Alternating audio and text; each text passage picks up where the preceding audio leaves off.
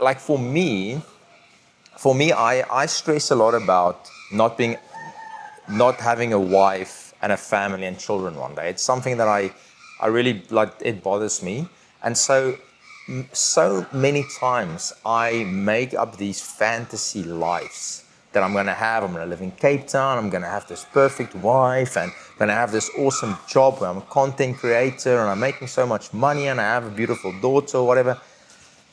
And the thing is, the moment that you realize that your mind, the moment that I realize that my mind is doing that, right? The moment that I become the conscious observer of my mind and my thoughts, I realize just how much mental energy those mental videos, fantasy worlds, fantasy situations, how much mental energy it takes.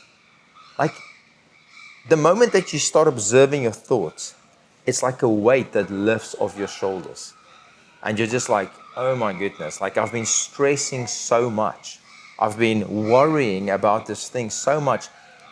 A thing that is not even happening. Because what we need to remember, right? What you need to remember, and I need to remember, and this is what I try to remind myself, is that the past doesn't exist anymore. The future hasn't happened yet. It doesn't exist. It's only the now that exists. It's only the present moment that exists. Right.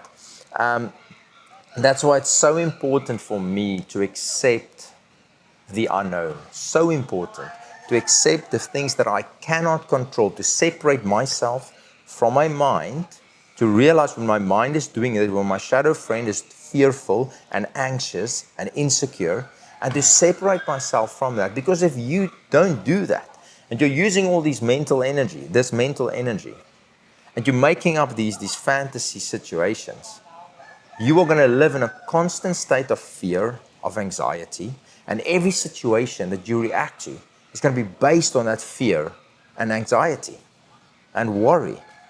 That's how I feel. That's how I experience these situations.